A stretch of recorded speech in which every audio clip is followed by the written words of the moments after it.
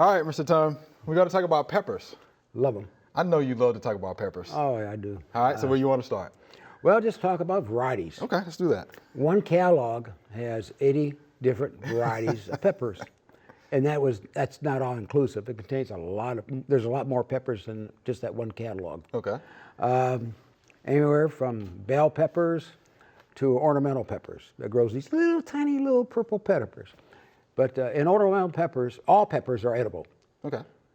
Peppers are rated on the Scoville scale, which rates them by their pungency. Is that the right word? Mm-hmm. A bell pepper, no score at all. Then you get into your jalapenos, and on the Scoville scale, they're around 20,000. You get into the habaneros, they're anywhere from 250,000 to 450,000. Ouch. You get to the ghost pepper, and it's 1 to 1.1 million. And then I understand that there's a pepper that's even hotter. And what makes them hot is the capsaicin. Capsaicin. Capsaicin, thank you. That's in it. And pure capsaicin, one more time. Yeah, capsaicin. Thank you. It runs about 15 million. Oh. And a lot of these heat pads, that's what they have in them to make them hot. So you get that heat from them. I personally do not like really hot peppers. I don't either. And one of the cute things is right here, this is called a food jalapeno pepper. Okay. It looks, grows, and tastes just like a jalapeno, but it's just as hot as a bell pepper. So you get all the flavor, but no pain. And peppers are members of the nightshade family, which also includes tomatoes, peppers, tomatoes, potatoes, eggplant. and eggplant, thank you. And the unique thing about them is when they group them together a lot is due to the flower. And all of them, the male and female parts are in each blossom. So they're considered wind pollinated. As long as there's a little breeze to shake them up a little bit, that's all they need. Matter of fact, in greenhouses where they grow hothouse tomatoes and peppers and stuff like that, all they really do is every morning walk through with like bamboo sticks and just bang them, bang, bang, bang, bang, bang, as they walk down them, which is enough shaking to cause pollination. Oh, interesting. Which also creates a problem. One of the problems is, like I did at my house by mistake, and I knew better. I mean, I really did, but I screwed up, and I planted some sweet banana peppers next to my jalapeno peppers. Guess what I ended up with? I ended up with banana peppers that were actually hotter than the jalapenos. So I'll have to give those away with the cautionary note. Starting peppers, though, are relatively easy. One of the problems is, they don't grow anywhere near as fast as tomato plants do. Okay. And they take longer to germinate. So I usually start I start everything indoors or in the greenhouse. But I start them approximately a month before I even think about starting my tomatoes.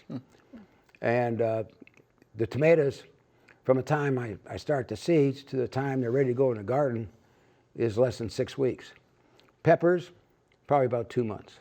Wow. Before I put them in the garden, before they're able to handle the weather like that. But and I also plant them in pairs.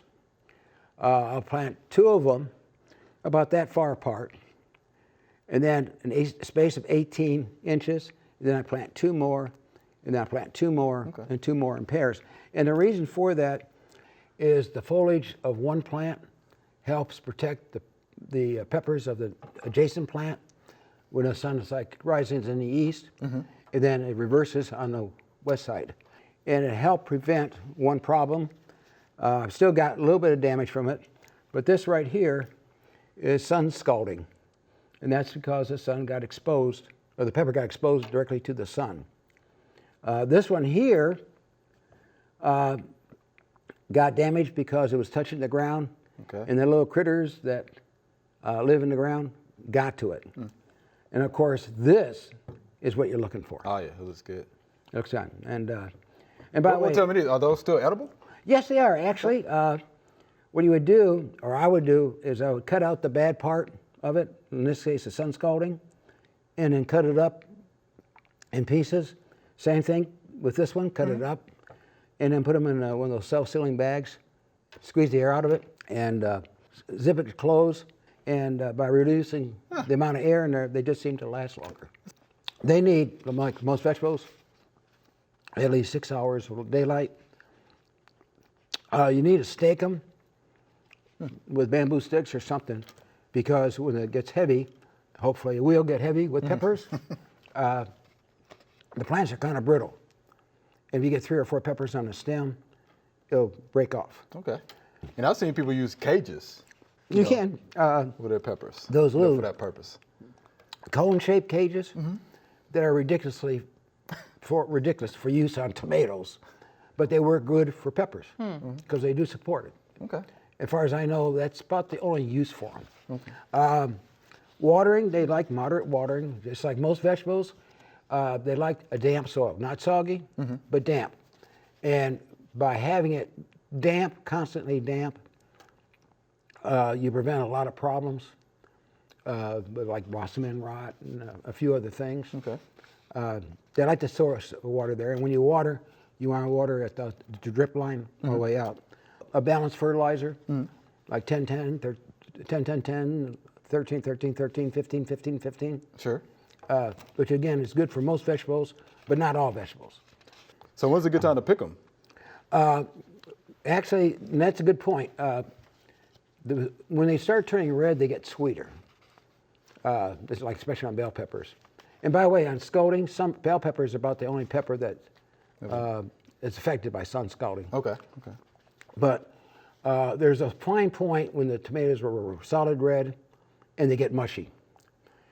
So if you want a good sweet tomato or pepper, like on a bell peppers, then when it starts turning red, but before it goes completely red, it's still got a little bit of green in it, it's still going to be firm and sweet. So that's the best time to pick it. And also, the fewer, like almost a lot of your fruits type vegetables, the fewer the fruit, the bigger the fruit. Ah, right. So on peppers, one of the people complaining was, I just keep getting small peppers. Well, they probably got about 100 peppers in that plant. So I usually tell people kind of limit to 3 or 4 peppers per plant. And then when you harvest one, when it's at the right size for your needs, then let another one grow. Okay. And you'll be very successful in that. And also, you don't have to have a garden for grow peppers. They look fantastic in flower beds. And they're very, probably even containers. yeah, they're very versatile as far as that goes. And like I said, one of the few fruits, stuff you can grow in your flower bed that's edible. All right, Mr. Tom, we appreciate the information about peppers. Okay, I hope that's helpful. All right, thank you much. Thanks for watching the video. If you enjoyed it, please click the subscribe button below.